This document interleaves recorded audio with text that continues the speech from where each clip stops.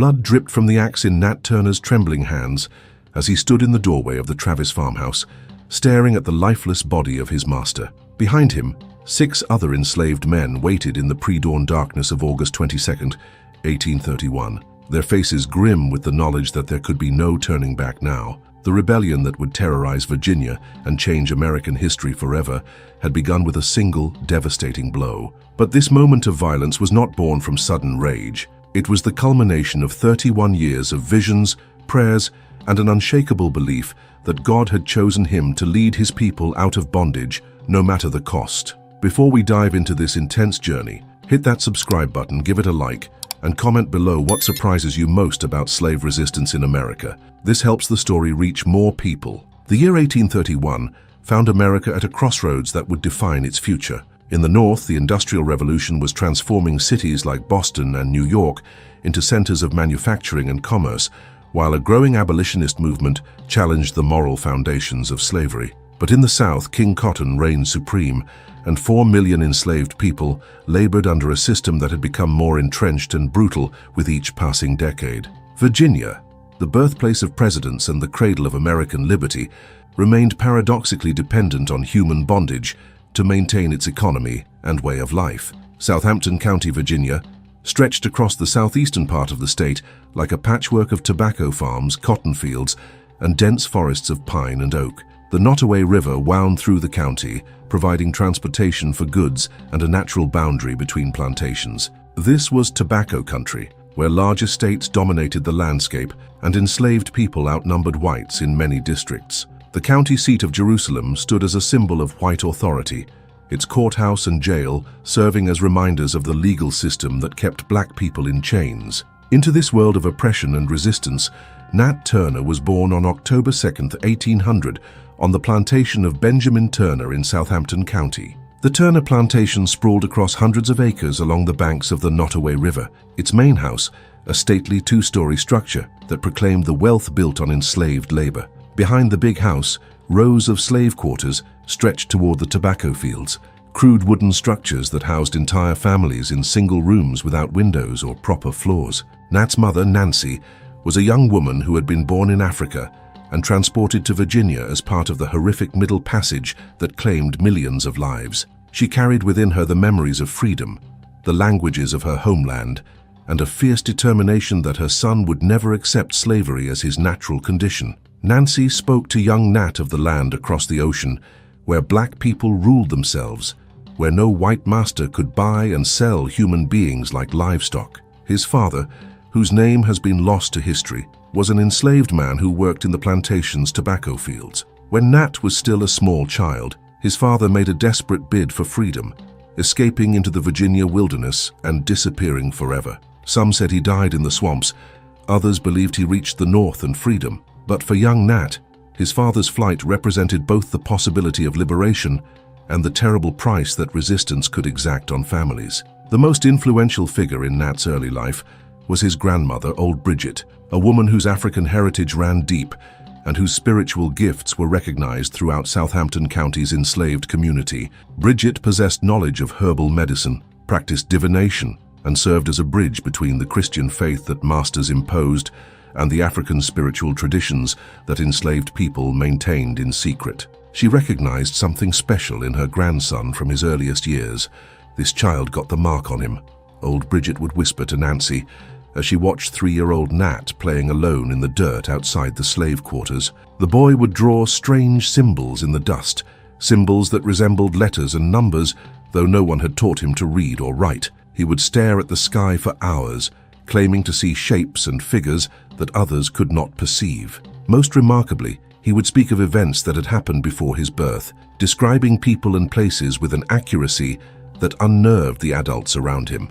The Turner plantation operated under the relatively lenient supervision of Benjamin Turner, a man who prided himself on treating his enslaved people with what he considered kindness. Unlike some of his neighbors, Turner rarely used the whip, provided adequate food and clothing, and even allowed his slaves to hold religious services on Sunday evenings. But this paternalistic approach masked the fundamental brutality of the system. Human beings remained property, subject to being bought, sold, or separated from their families at their master's discretion. young Nat displayed an intelligence that set him apart from other enslaved children.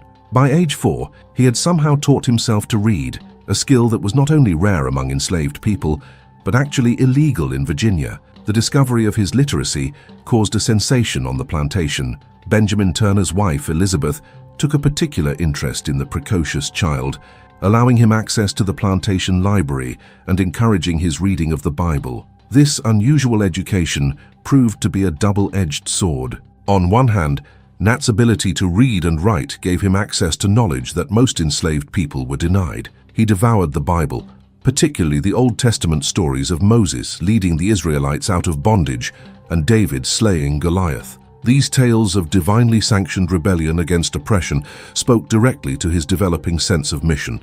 On the other hand, his education made him acutely aware of the gap between the Christian principles he read about and the reality of slavery that surrounded him. The contradiction between Christian teaching and enslaved reality became the central tension in Nat's young life. Every Sunday, he would listen to white preachers explain that slavery was God's will, that enslaved people should be obedient to their masters as they would be to Christ himself. But when he read the same Bible those preachers quoted, he found a different message entirely. He read about Moses confronting Pharaoh with the demand to let my people go, about the Hebrew children refusing to bow down to false idols, about Jesus himself driving the money changers from the temple with a whip. As Nat entered his teenage years, his reputation as a preacher and prophet began to spread throughout Southampton County's enslaved community. He would conduct secret prayer meetings deep in the woods, away from the prying eyes of white overseers. These gatherings combined Christian worship with African spiritual practices, creating a syncretic form of religion that gave enslaved people strength to endure their daily suffering while keeping alive the hope of ultimate liberation. The visions that had marked Nat's childhood intensified during his adolescence. He would experience what he later described as direct communications from God, revelations that came to him during prayer, work, or even sleep. In one of the most significant of these visions, he saw white spirits and black spirits engaged in battle, and the sun was darkened. The thunder rolled in the heavens and blood flowed in streams. The meaning seemed clear to him. God was preparing for a great war between the races, and Nat had been chosen to serve as his instrument. These mystical experiences were not uncommon among enslaved people, who often found in religious ecstasy a temporary escape from the harsh realities of bondage. The Second Great Awakening, a religious revival movement that swept across America in the early 1800s,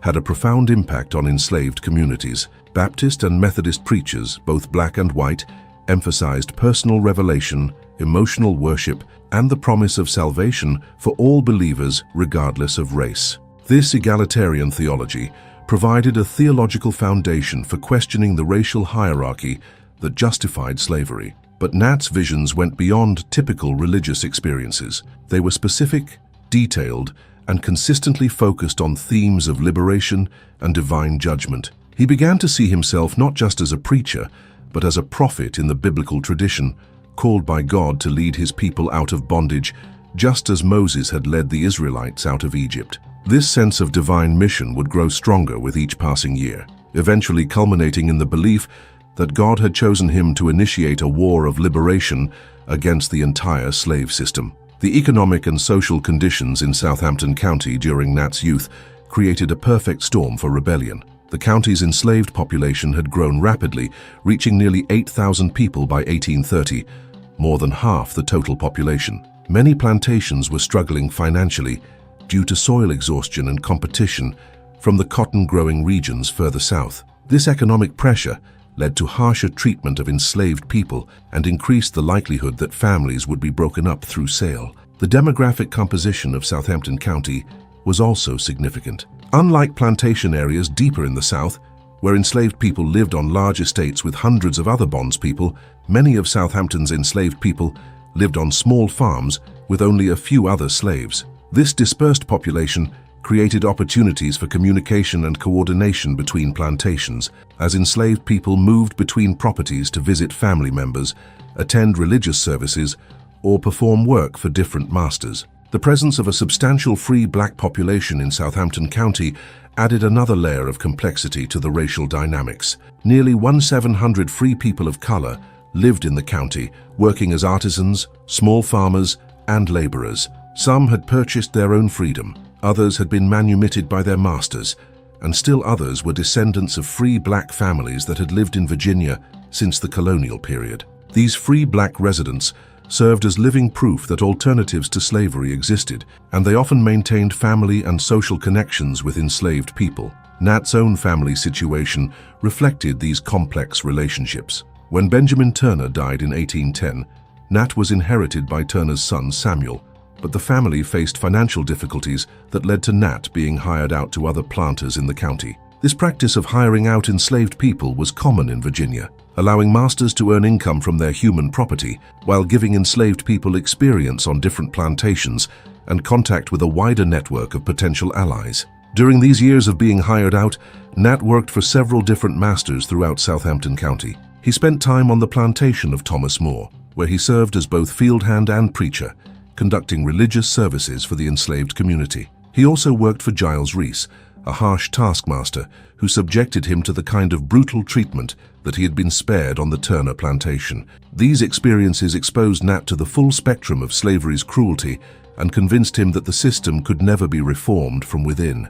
It was during his time with Thomas More that Nat experienced what he considered his most significant religious vision. While working alone in the fields, he claimed to hear a voice speaking to him from heaven, "Seek ye the kingdom of heaven, and all things shall be added unto you." The voice went on to reveal that the first shall be last, and the last shall be first, a biblical passage that Nat interpreted as a prophecy about the coming reversal of racial hierarchy in America. This revelation was followed by a series of supernatural signs that Nat believed confirmed his divine mission. He claimed to have discovered drops of blood on corn stalks in the fields, hieroglyphic characters written on leaves, and other miraculous phenomena that he interpreted as messages from God. Whether these experiences were genuine mystical visions, psychological manifestations of extreme stress, or calculated claims designed to build his authority as a religious leader, they had a profound impact on Nat's followers and his own sense of destiny. By 1825, at age 25,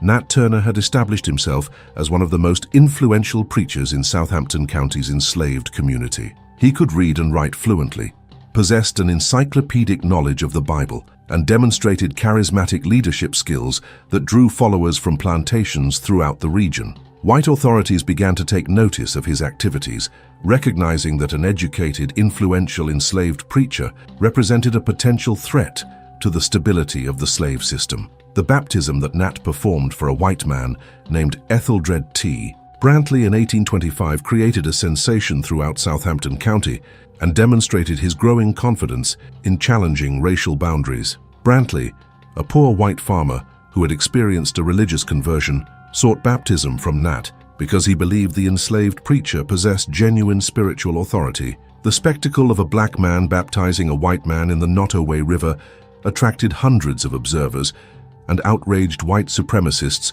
who saw it as a dangerous inversion of the racial order. This incident marked a turning point in Nat's relationship with white authorities and his own understanding of his mission. The fact that a white man had acknowledged his spiritual authority convinced Nat that God was beginning to work through him in preparation for a greater mission. The hostile reaction from the white community demonstrated that they recognized the subversive implications of his religious leadership.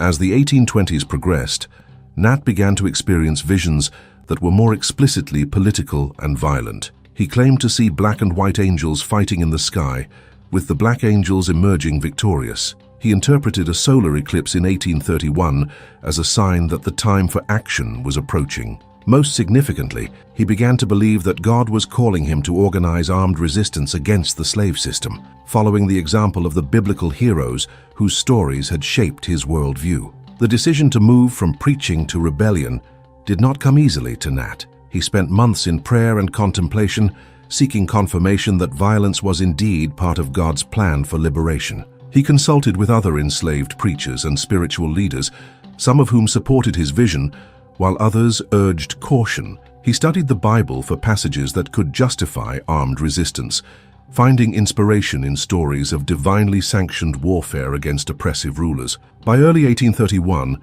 Nat had made his decision. The visions, signs, and internal conviction had convinced him that God was calling him to lead a war of liberation against the slave system of Southampton County and beyond. He began to identify potential followers, men who shared his religious convictions and his determination to strike a blow for freedom regardless of the consequences.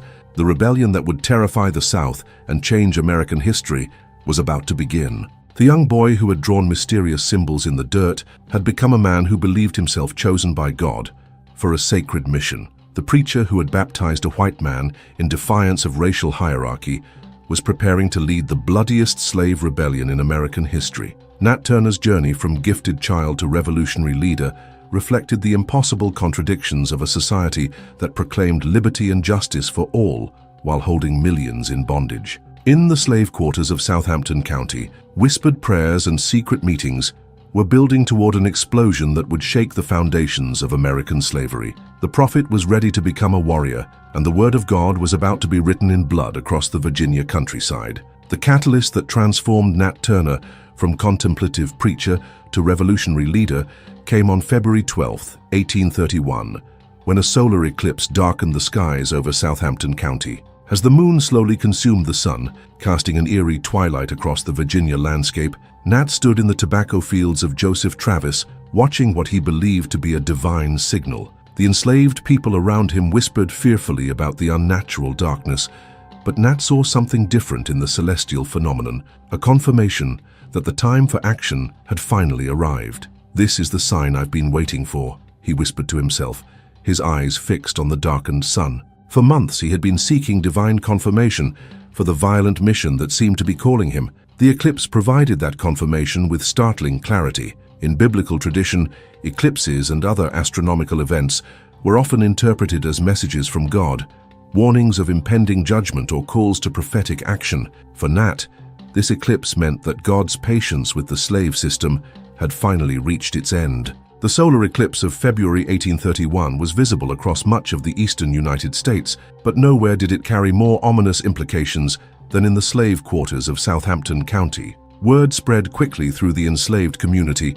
that their preacher-prophet had interpreted the eclipse as a divine mandate for liberation. Secret prayer meetings in the woods took on a new urgency as Nat began to share his vision of an upcoming war between the forces of good and evil. But translating divine vision into practical rebellion required careful planning and strategic thinking. Nat understood that successful slave rebellions were extraordinarily difficult to organize and execute. The failed conspiracies of Gabriel Prosser in Virginia, 1800, and Denmark Vesey in South Carolina, 1822, had resulted in mass executions and increased restrictions on enslaved people throughout the South. Any attempt at rebellion would face overwhelming odds: superior weapons, military organization, and the full power of state and federal governments committed to preserving slavery. The first challenge was recruitment. Nat needed to identify enslaved men who possessed both the courage for violent resistance and the discretion to keep rebellion plans secret until the moment of action. This required careful assessment of character, religious conviction, and personal motivation. He began with men he had known for years through his preaching ministry, individuals who had demonstrated both spiritual dedication and smoldering anger at the injustices of slavery. Henry Porter became Nat's first and most trusted lieutenant. Porter was a large, powerfully built man in his 30s who worked as a field hand on the plantation of Nathaniel Francis. Unlike Nat, Porter could neither read nor write, but he possessed natural leadership abilities and commanded respect among the enslaved workers. Most importantly, Porter shared Nat's religious fervor and his conviction that God sanctioned violent resistance against oppression. During secret meetings in the woods, Porter would listen intently as Nat explained his interpretation of biblical passages about divine warfare, nodding his agreement and offering his own insights about practical military tactics. Nelson Williams represented another crucial addition to the conspiracy. Williams was a skilled carpenter who traveled between plantations throughout Southampton County, providing him with detailed knowledge of the area's geography, defenses, and population. His carpentry work gave him access to tools that could serve as weapons, and his mobility allowed him to serve as a messenger between potential conspirators on different plantations. Williams was also married to a free woman of color, giving him additional motivation to fight for a future where all black people could live in freedom. Sam Francis, another early recruit, brought different skills to the conspiracy. Francis worked as a blacksmith on his master's plantation, providing him with knowledge of metalworking and access to iron tools that could be fashioned into weapons. He was also known for his intelligence and strategic thinking, qualities that would prove essential in planning the complex logistics of a multi-plantation rebellion. Francis had experienced the particular cruelty of being separated from his family through sale, giving him personal reasons to hate the slave system that went beyond abstract concepts of justice. The recruitment process required months of careful conversation and spiritual preparation. Nat would approach potential conspirators during religious services, gauging their receptiveness to revolutionary ideas through carefully coded language. He would speak of Moses leading the Israelites out of bondage, emphasizing God's willingness to use violence against Pharaoh's armies. He would reference Jesus driving the money changers from the temple, arguing that righteous anger could justify forceful action against evil systems. Those who showed interest would be invited to private conversations where Nat could assess their commitment more directly. He would describe his visions in detail, explaining how God had revealed to him the necessity of armed resistance. He would test their courage by asking hypothetical questions about their willingness to die for freedom. Most importantly, he would evaluate their ability to maintain secrecy, since discovery of the conspiracy would mean death for everyone involved. The psychological preparation of his followers proved as important as their strategic planning. Nat understood that asking enslaved people to participate in violent rebellion meant asking them to overcome a lifetime of conditioning designed to create submission and docility. From childhood, enslaved people were taught that resistance was futile and that rebellion meant certain death. The brutal punishments inflicted on those who defied white authority served as constant reminders of the consequences of resistance. To overcome this psychological conditioning, Nat relied heavily on religious inspiration and biblical precedent. He would conduct lengthy prayer sessions where participants sought divine guidance and strength for the mission ahead. He would lead detailed studies of Old Testament passages describing God's commands to the Israelites to wage war against their oppressors. He emphasized that their rebellion would not be merely political,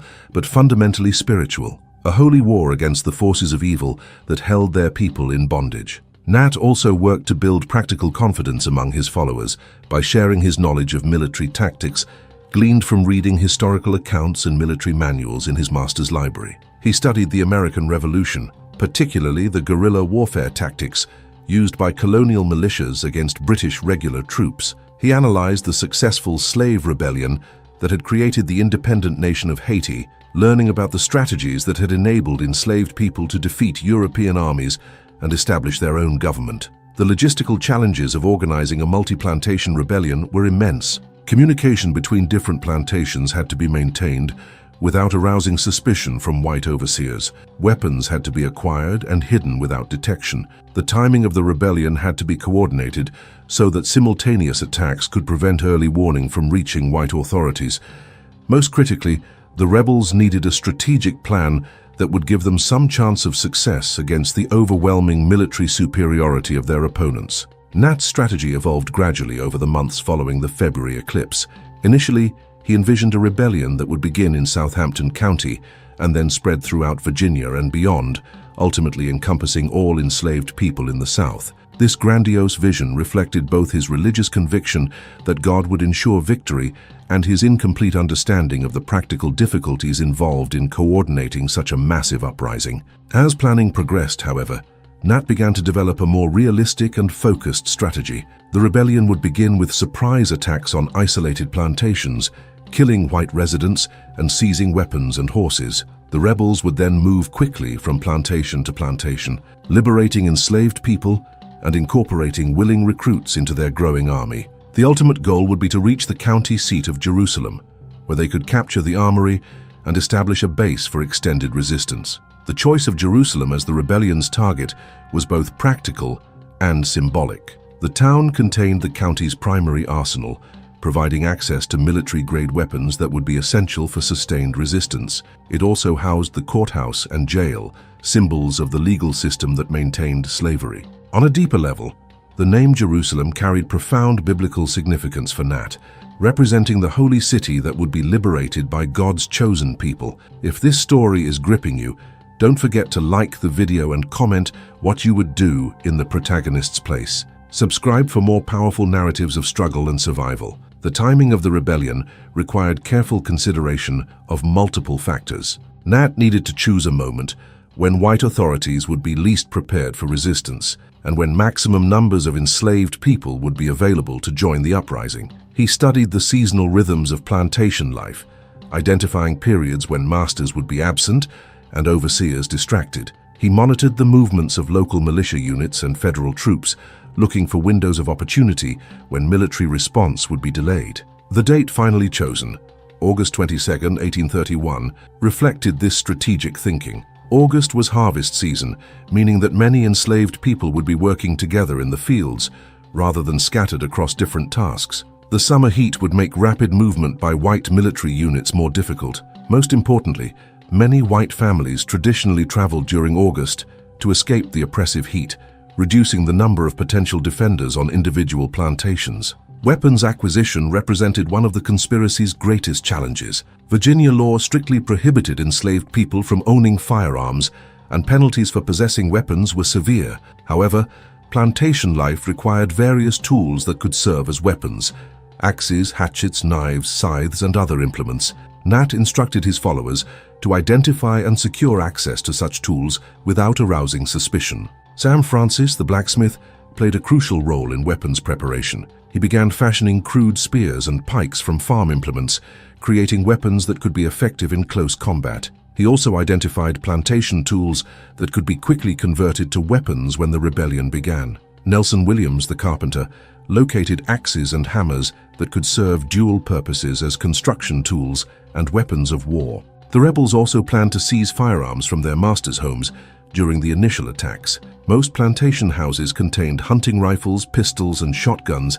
that could provide the rebels with significant firepower if captured quickly. Nat studied the layout of houses on target plantations, identifying where weapons were typically stored and planning rapid seizure operations. Training for combat had to be conducted with extreme secrecy. The conspirators could not practice with actual weapons or conduct military drills that might alert white authorities. Instead, they relied on discussions of tactics during religious meetings and individual instruction from Nat, who shared knowledge gained from his reading of military histories. They practiced moving silently through forests, communicating with hand signals, and coordinating simultaneous actions. The psychological preparation for violence represented perhaps the greatest challenge facing the conspirators. Most of the men Nat recruited had never engaged in physical confrontation with white people, having been conditioned from childhood to avoid any behavior that might be interpreted as threatening or aggressive. The idea of actually killing white men, women, and children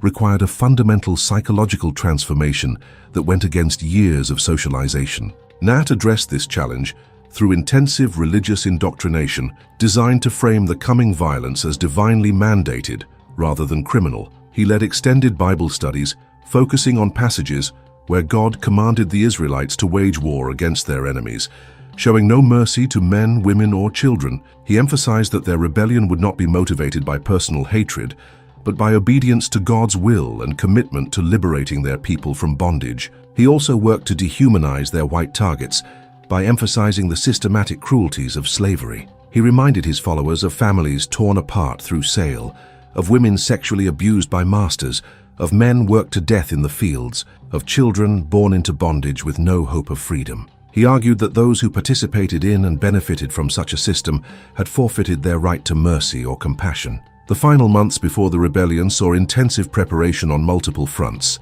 Secret meetings became more frequent as Nat refined tactical plans and provided final instructions to his followers. The core group of conspirators expanded to include additional recruits, though Nat was careful to limit knowledge of specific plans to his most trusted lieutenants. Communication networks were established to coordinate the simultaneous beginning of the rebellion across multiple plantations. Nat spent increasingly long periods in prayer and meditation, seeking final confirmation that he was following God's will. He experienced additional visions that he interpreted as divine encouragement for the mission ahead. In one particularly vivid dream, he claimed to see an angel placing a sword in his hand while commanding him to slay his enemies with their own weapons. Such visions reinforced his conviction that the coming rebellion was not merely a human enterprise, but a divine intervention in history. The psychological toll of planning such a momentous and dangerous undertaking began to show in Nat's behavior. Those who knew him noticed that he had become more withdrawn and intense, spending long hours alone, and speaking in increasingly apocalyptic terms about the coming judgment. His preaching took on darker themes as he emphasized God's wrath against the oppressors of his people and the necessity of violent redemption. By midsummer 1831, all the pieces were in place for the rebellion that would terrorize Virginia and send shockwaves throughout the American South. Nat had assembled a core group of dedicated followers, developed detailed tactical plans, and prepared psychologically for the violence that lay ahead. The weapons were identified and ready for seizure. The targets were selected and studied, and the timing was carefully chosen for maximum impact. On the night of August 21, 1831, Nat Turner gathered his closest conspirators in the woods near the Travis plantation for their final meeting before the rebellion began. Henry Porter, Nelson Williams, Sam Francis, and 3 other trusted followers listened as their leader provided last-minute instructions and offered prayers for divine protection in the battle ahead. "Tomorrow," Nat told them, his voice steady despite the magnitude of what he was proposing, "we begin the work that God has given us to do. We will strike swiftly and without mercy, showing our enemies the same compassion they have shown our people for over 200 years. Some of us may die in this enterprise, but our deaths will not be in vain if they help to break the chains that bind our brothers and sisters." The men joined hands in prayer, asking God to strengthen their resolve and guide their actions in the hours ahead. As they separated to return to their quarters and prepare for the dawn assault, each carried with him the knowledge that they were about to participate in one of the most significant acts of resistance in American history. The preacher had become a general, the prayer meetings had become war councils, and the dream of liberation was about to become a terrifying reality. The boy who had once drawn mysterious symbols in the dirt had grown into a man ready to write his message of freedom in blood across the Virginia countryside. Tomorrow would bring revolution, and Nat Turner was ready to fulfill what he believed to be his divine destiny as the liberator of his people. The first rays of August 22, 1831, painted the Virginia sky a deep crimson as Nat Turner crept through the pre-dawn darkness toward the farmhouse that would become the opening scene of America's bloodiest slave rebellion. The Travis plantation lay silent under a blanket of summer humidity, its white wooden buildings ghostly in the fading moonlight.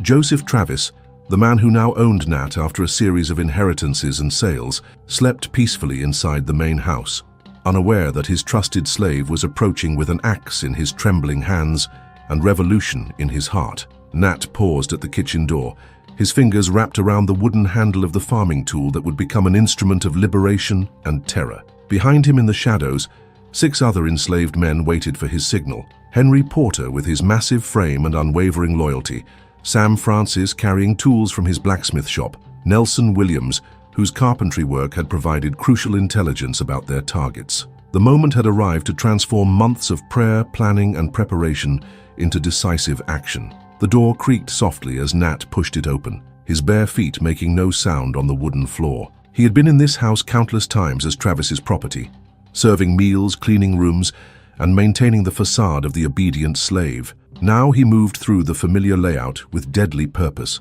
climbing the stairs toward the bedroom where his master lay sleeping beside his wife Sally and their infant son. Joseph Travis had purchased Nat just a few months earlier, treating him with what he considered unusual kindness. Travis allowed Nat to conduct religious services for the enslaved people on neighboring plantations. Never suspecting that these gatherings were planning sessions for armed rebellion, he had even expressed pride in owning such an educated and articulate slave, boasting to neighbors about Nat's intelligence and spiritual gifts. This personal relationship made what happened next all the more shocking to those who discovered the aftermath. Nat stood in the doorway of the master bedroom, watching Travis sleep in the pale light filtering through gauze curtains. For a moment, doubt paralyzed him. This was the point of no return. Once he struck the first blow, there could be no retreat, no forgiveness, no return to the relative safety of slavery. But then he remembered the visions that had brought him to this moment. The divine command to lead his people out of bondage,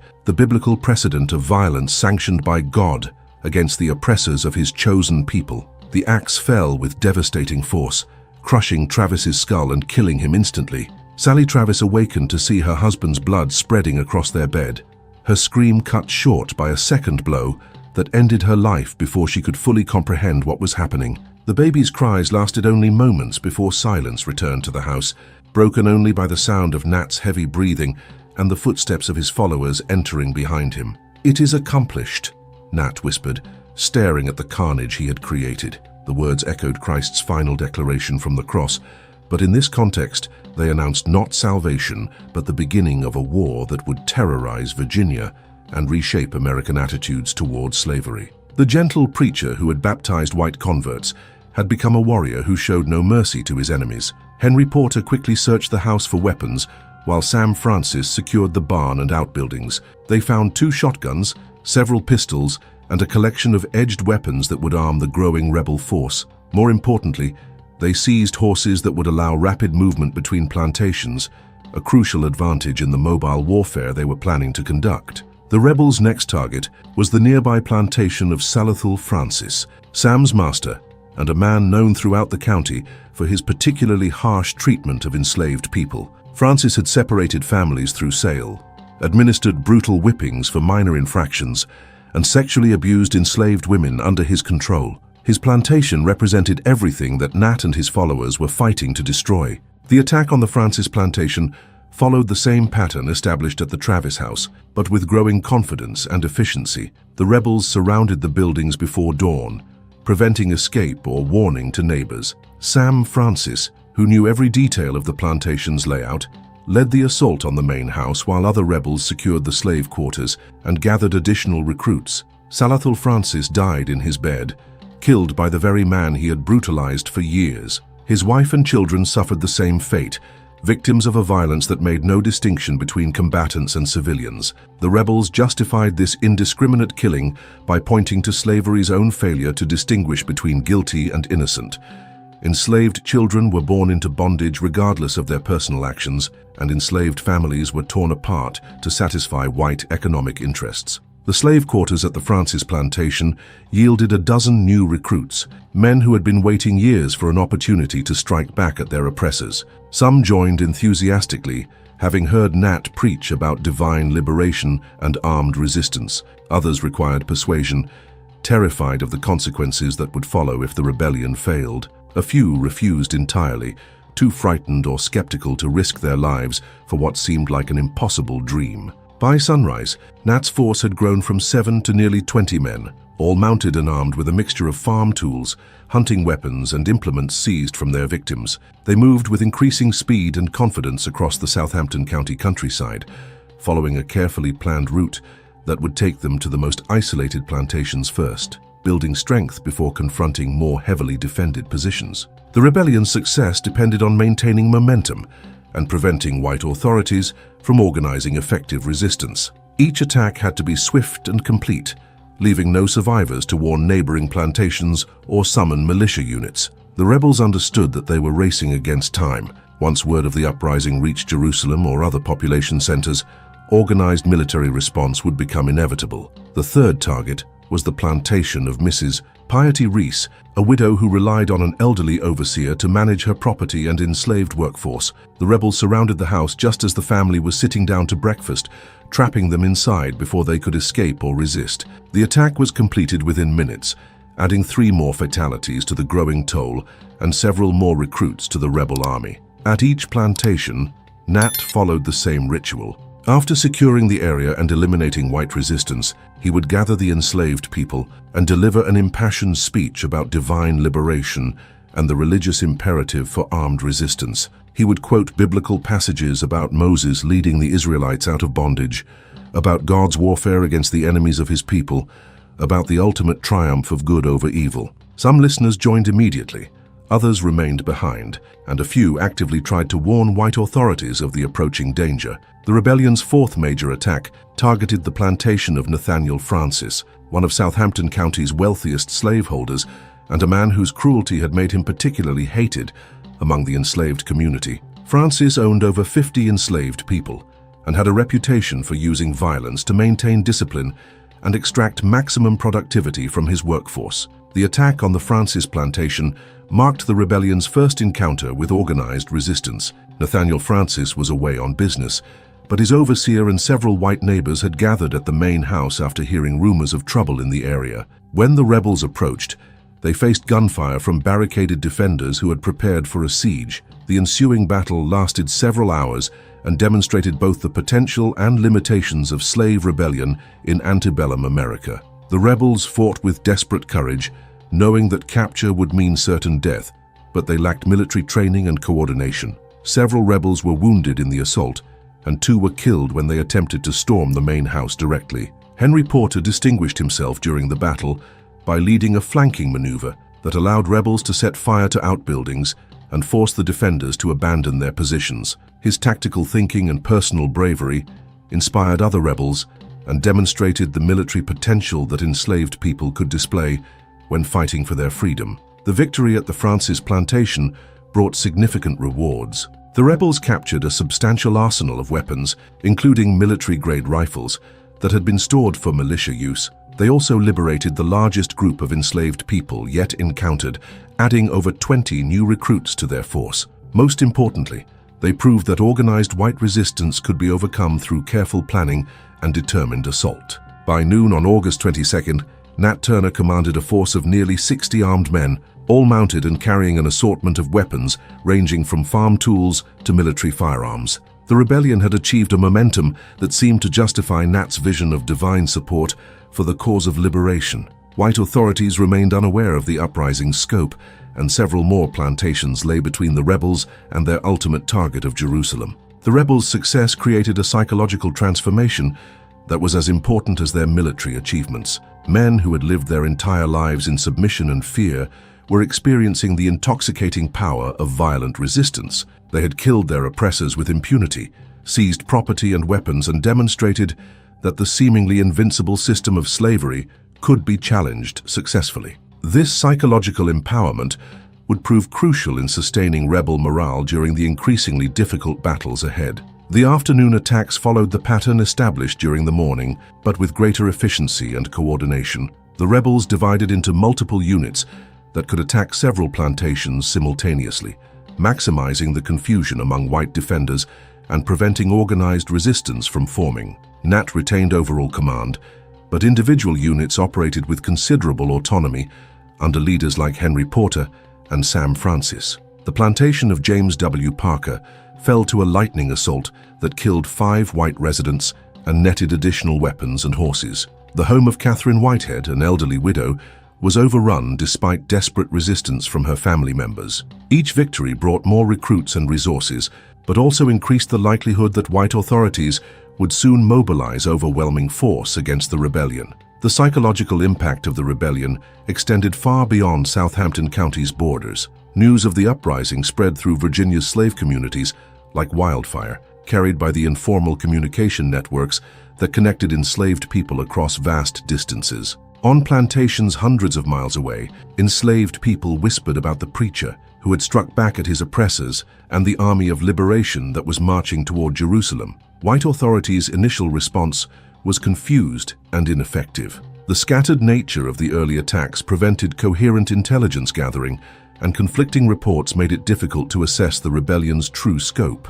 Some officials dismissed early reports as exaggerated rumors, while others called for immediate military intervention. This confusion gave the rebels precious hours to consolidate their gains and prepare for the larger battles ahead. By late afternoon, however, the situation was beginning to change. Survivors from the attacked plantations had reached Jerusalem with news of the uprising, and local militia units were being mobilized for immediate deployment. Federal troops at Fort Monroe, located about 50 miles from Southampton County, received orders to prepare for combat operations against the rebels. The window of opportunity for expanding the rebellion was rapidly closing. The rebels' final major success came at the plantation of Levi Waller, where they killed 10 white residents and recruited the largest single group of new followers. The Waller attack brought Nat's force to its maximum size of approximately 80 men, but it also marked the beginning of the rebellion's decline. Several recruits were poorly armed and inadequately prepared for combat,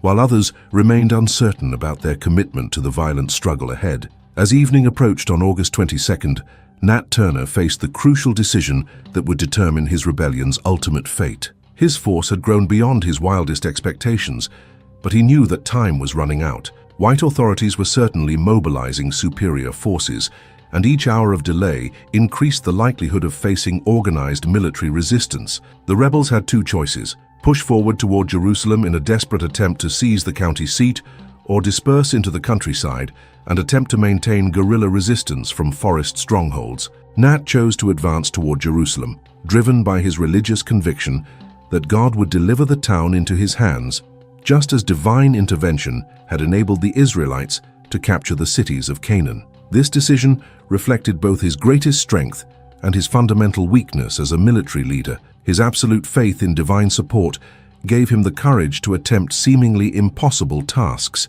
but it also led him to underestimate the practical challenges facing his rebellion. The march toward Jerusalem began at sunset on August 22nd, with nearly 80 rebels moving in loose formation along the roads leading to the county seat. They had traveled less than 3 miles when they encountered their first significant organized resistance. A hastily assembled force of 18 white men had barricaded themselves in a schoolhouse and opened fire on the approaching rebels.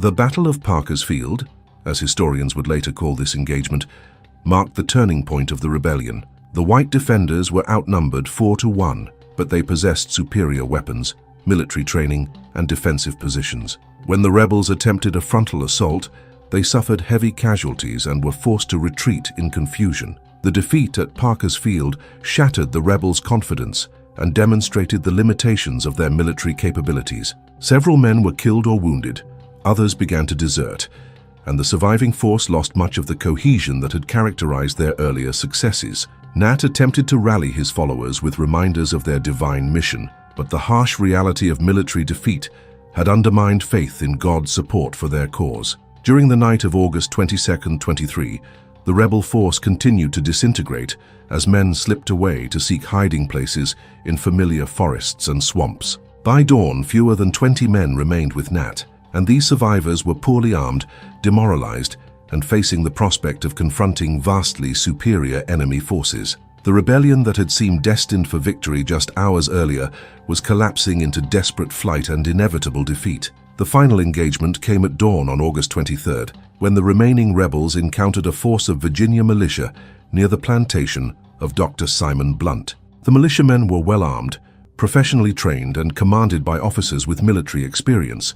The rebels, exhausted from 2 days of constant fighting and flight, could offer only token resistance before scattering into the surrounding countryside.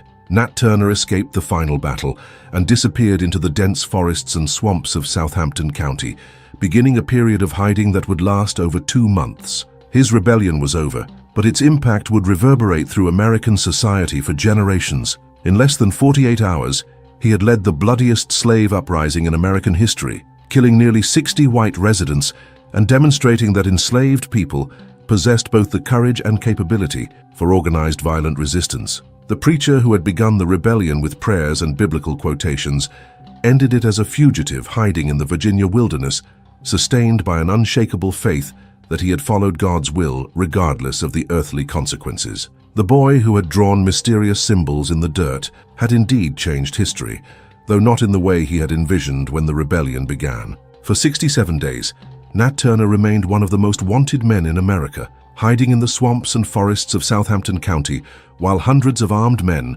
searched every cave, hollow tree, and abandoned building for the preacher who had terrorized Virginia. The rebellion had lasted only 48 hours, but its leader had vanished like smoke into the wilderness he had known since childhood. Bounty hunters, federal troops, and local militias scoured the countryside, following false leads and chasing shadows, while Turner survived on raw vegetables stolen from gardens and rainwater collected in improvised containers. The manhunt for Nat Turner became the largest search operation in Virginia's history up to that point. Governor John Floyd placed a $500 reward on Turner's head, equivalent to over $15,000 today, while local authorities added additional bounties that brought the total to over $100. Newspapers throughout the South published detailed descriptions of the fugitive, warning readers to be alert for a dark-complexioned Negro of medium height with a scar on his forehead and an unusually intense expression in his eyes. But Turner possessed advantages that his pursuers could not match.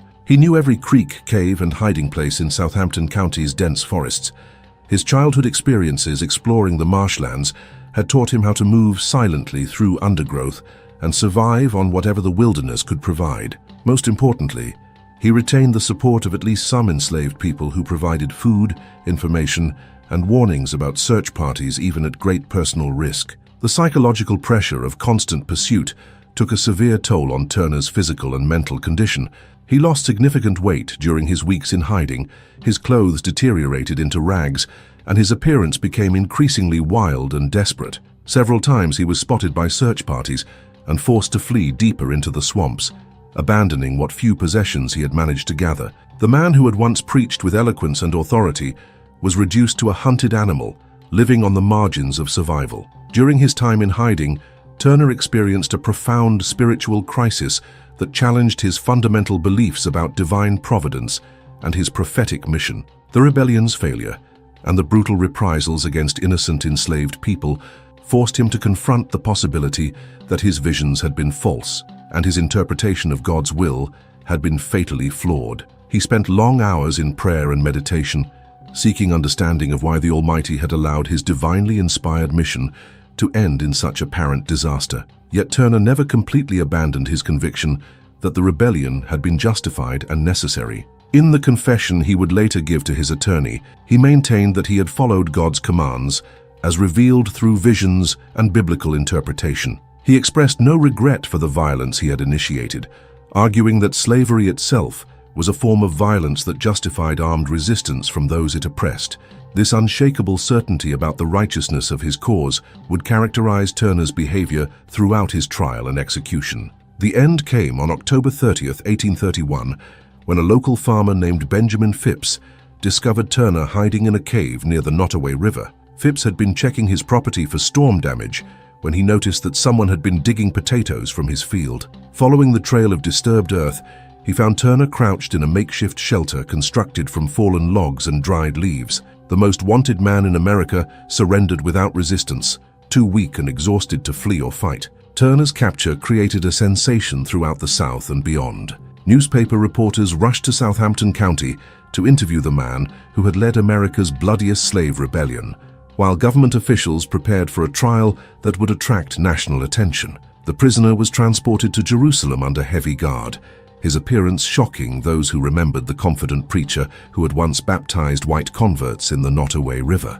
The jail in Jerusalem became the focal point for intense public interest in Turner's case. Crowds gathered daily, hoping to catch a glimpse of the infamous rebel, while reporters and curiosity seekers attempted to gain access to the prisoner. Local authorities, fearing rescue attempts or vigilante violence, surrounded the jail with armed guards and restricted access to a small number of official visitors. Turner's most important visitor was Thomas Ruffin Gray, a local attorney who had been appointed to provide legal representation for the prisoner.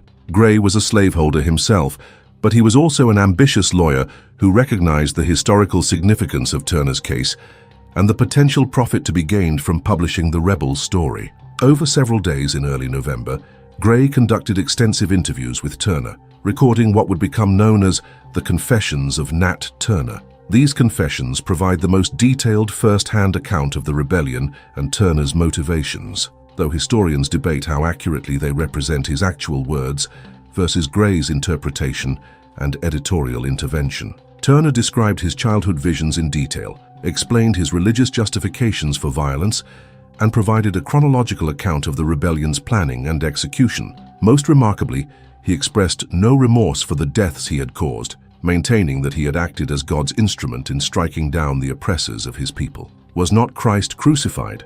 Turner asked Gray when questioned about his willingness to die for his beliefs. The comparison to Jesus reflected Turner's continued conviction that he had served as a divinely appointed liberator, regardless of the earthly consequences of his mission. This messianic self-conception would influence how both supporters and opponents interpreted his legacy in the years following his death. The trial of Nat Turner began on November 5, 1831, in the Southampton County Courthouse in Jerusalem. The proceedings attracted enormous attention, with spectators traveling from across Virginia and neighboring states to witness the legal proceedings against America's most notorious slave rebel. The courthouse was packed beyond capacity, with armed guards maintaining order and preventing disruptions from the emotional crowd. Turner's defense was largely symbolic, since Virginia law provided few protections for enslaved people accused of crimes against white people. Gray made no attempt to deny Turner's role in organizing and leading the rebellion,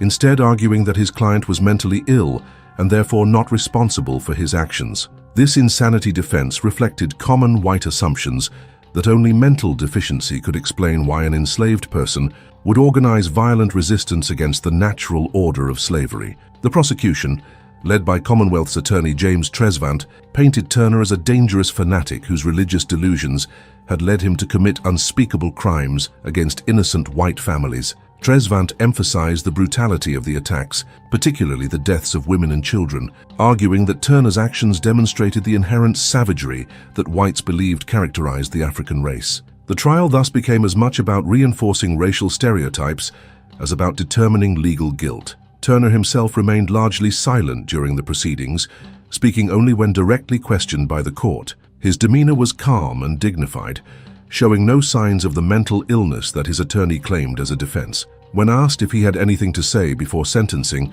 Turner reportedly replied, "I have made a full confession to Mr. Gray and I have nothing more to say." This stoic acceptance of his fate impressed even his enemies and contributed to the complex legend that would grow around his memory.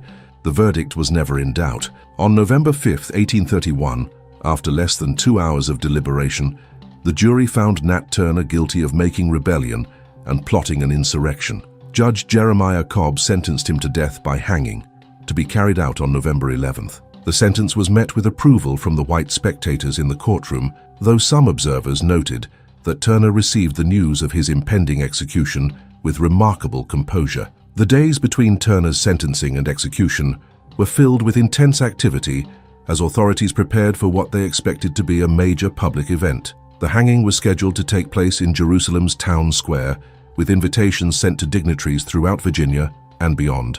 Governor John Floyd declared November 11th a day of thanksgiving for the capture and trial of the rebel leader, while militia units were positioned throughout Southampton County to prevent any rescue attempts or retaliatory violence. Turner spent his final week in intensive religious contemplation, meeting with several ministers who attempted to convince him to renounce his rebellion and seek forgiveness for his crimes. These conversations, recorded by various witnesses, reveal a man who remained convinced of his divine mission even in the face of death. When asked if he regretted the violence he had initiated, Turner reportedly replied, "Was not Christ crucified, and by his death were not millions saved?" This comparison to Jesus' sacrificial death reflected Turner's continued belief that his rebellion, whatever its immediate consequences, would ultimately contribute to the liberation of his people. On November 11, 1831, hundreds of spectators gathered in Jerusalem to witness the execution of Nat Turner. The condemned man was brought from his jail cell at noon,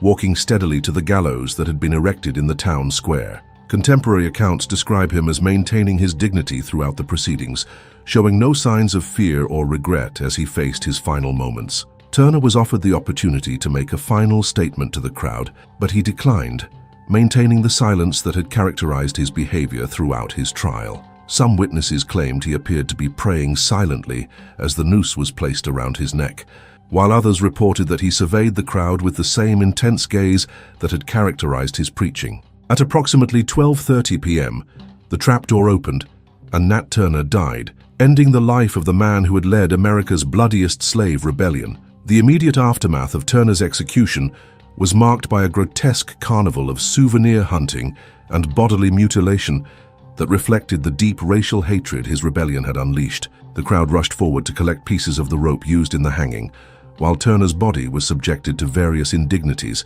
including skinning and dismemberment. His skull was reportedly kept as a trophy by local white families, while other body parts were distributed as macabre souvenirs of the rebellion's end. But Turner's death marked only the beginning of the rebellion's broader impact on American society. The uprising had terrified white Southerners and forced them to confront the reality that their enslaved population harbored deep resentment and the capacity for organized violence. The psychological impact extended far beyond Southampton County, as slaveholders throughout the South began to question their assumptions about enslaved people's contentment and docility. The immediate response was a wave of repressive legislation designed to prevent future rebellions through tighter control of enslaved populations. Virginia and other southern states passed new laws restricting enslaved people's movement, prohibiting their education, and limiting their religious activities. The right of enslaved people to gather for worship was severely curtailed,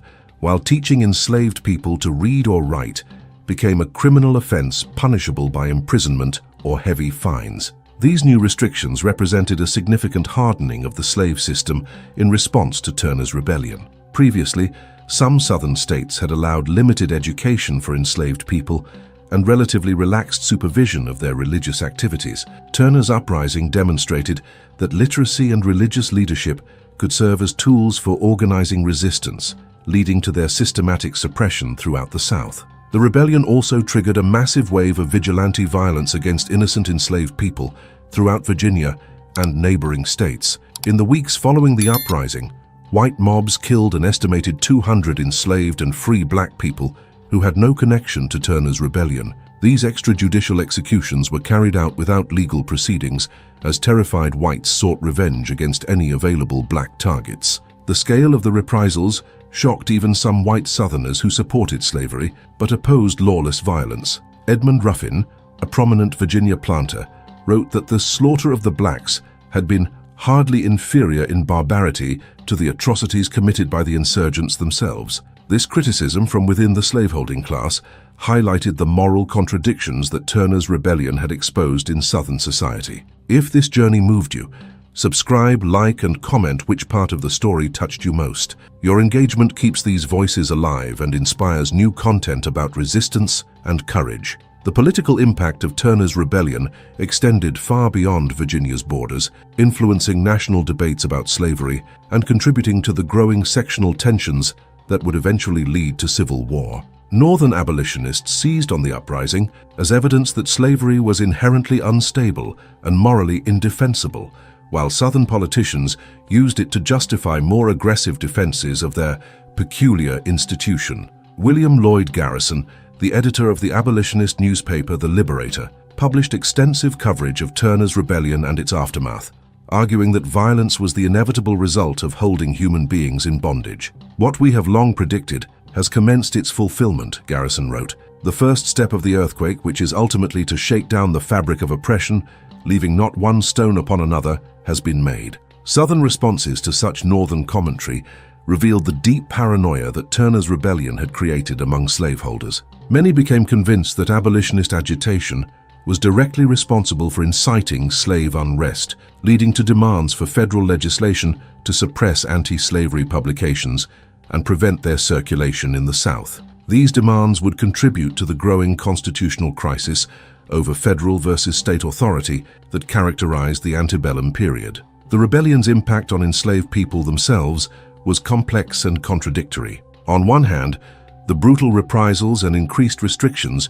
made daily life more difficult and dangerous for all black people, whether enslaved or free. On the other hand, Turner's example demonstrated that resistance was possible and that enslaved people possessed the courage and capability to strike back at their oppressors. Frederick Douglass, who escaped from slavery in Maryland just 7 years after Turner's rebellion, later wrote about its inspirational impact on enslaved people throughout the South. The Southampton insurrection was not barren of good results, Douglass observed. The master spirit of that affair was Nat Turner, a man whose very name sent a thrill of terror throughout the slaveholding South. This thrill of terror worked both ways. While it frightened whites, it also inspired enslaved people with proof that their condition was not permanent or unchangeable. The cultural impact of Turner's rebellion extended into American literature, religion, and popular consciousness in ways that continue to resonate today. His story became a powerful symbol for both sides in the slavery debate, with abolitionists celebrating him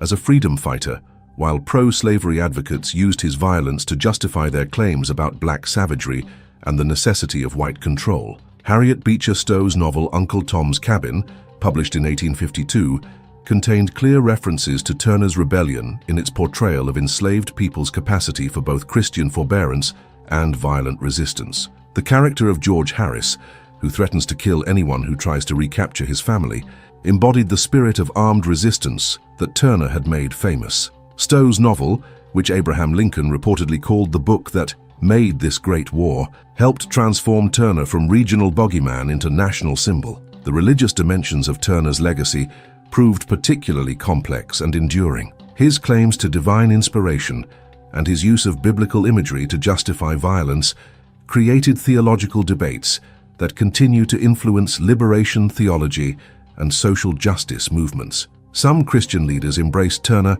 as a modern Moses who had answered God's call to lead his people out of bondage, while others condemned his methods while acknowledging the justice of his cause. Turner's influence on subsequent slave rebellions and resistance movements was significant, but often indirect. The brutal repression that followed his uprising made large-scale armed rebellion more difficult to organize, but his example continued to inspire individual acts of resistance and smaller-scale uprisings throughout the antebellum period. The knowledge that one enslaved preacher had successfully organized and led a rebellion that killed 60 white people became part of the collective memory of enslaved communities across the South. The Civil War, which began 30 years after Turner's rebellion, would fulfill many of his prophecies about divine judgment against the slave system. When Abraham Lincoln issued the Emancipation Proclamation in 1863, some observers noted the irony that Turner's vision of violent liberation had been replaced by presidential decree backed by federal military power. Yet Turner's rebellion had helped create the political conditions that made emancipation possible by demonstrating slavery's inherent instability and moral bankruptcy. During the Civil War, Union military officials found that Turner's name remained powerful among enslaved people who flocked to join the Federal Army as it advanced through the South. Frederick Douglass, who served as a recruiter for black regiments, reported that many volunteers mentioned Turner's rebellion as inspiration for their decision to take up arms against their former masters. The preacher's prophecy of a war between the races had become reality, though not in the way he had envisioned. The Reconstruction era saw the first serious attempts by historians to document Turner's rebellion and assess its significance in American history. William Wells Brown, one of America's first prominent black historians, included Turner in his 1863 work, The Black Man, His Antecedents, His Genius, and His Achievements, portraying him as a heroic figure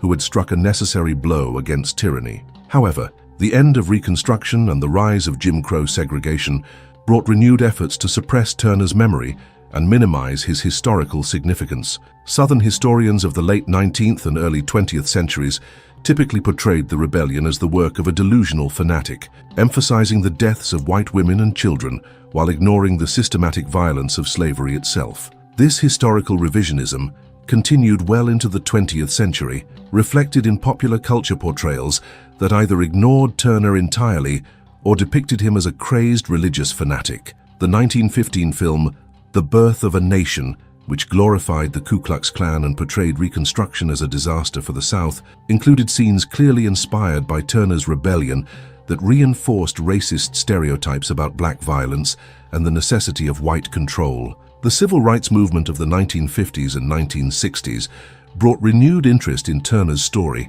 and a fundamental reinterpretation of his historical significance. Leaders like Malcolm X and Stokely Carmichael cited Turner as an early advocate of armed self-defense against racial oppression, while scholars began to examine his rebellion within the broader context of resistance to slavery and racial injustice. William Styron's 1967 novel, The Confessions of Nat Turner, won the Pulitzer Prize but also generated enormous controversy for its psychological portrayal of Turner and its interpretation of his motivations. Many black intellectuals and activists criticized Styron's novel for perpetuating racist stereotypes and failing to understand the genuine grievances that had motivated Turner's rebellion. The controversy highlighted ongoing debates about who had the authority to tell Turner's story and how it should be interpreted for contemporary audiences. Modern historians have developed a more nuanced understanding of Turner's rebellion that places it within the broader context of slave resistance throughout the Americas. Scholars like Eugene Genovese and Herbert Aptheca have documented hundreds of slave conspiracies and rebellions, demonstrating that Turner's uprising was part of a continuous tradition of resistance rather than an isolated outbreak of violence. Contemporary relevance of Turner's story extends beyond its historical significance to ongoing struggles for racial justice and human rights. His willingness to use violence in pursuit of liberation continues to influence debates about the morality of armed resistance to oppression, while his religious justifications for rebellion resonate with liberation theology movements throughout the developing world. The Black Lives Matter movement has drawn explicit connections between Turner's resistance to slavery and contemporary protests against police violence and systemic racism. Activists have cited Turner's rebellion as evidence of a long tradition of black resistance to white supremacy, arguing that his example remains relevant for understanding modern struggles for racial justice. Educational institutions have begun to incorporate more comprehensive teaching about Turner's rebellion and its significance in American history. The Nat Turner Project, based at the University of Southampton in England, works to preserve historical records and promote scholarly research about the rebellion and its impact. In Southampton County, Virginia, historical markers now commemorate the rebellion and acknowledge its importance in the broader struggle against slavery. The 2016 film The Birth of a Nation, directed by Nate Parker, offered a new cinematic interpretation of Turner's story that emphasized his heroism and the justice of his cause while acknowledging the complexity of his methods. The film's positive portrayal of Turner reflected changing attitudes about his historical significance and the growing recognition that violent resistance to slavery was both understandable and morally justified. On November 11, 2021, exactly 190 years after Turner's execution, Virginia Governor Ralph Northam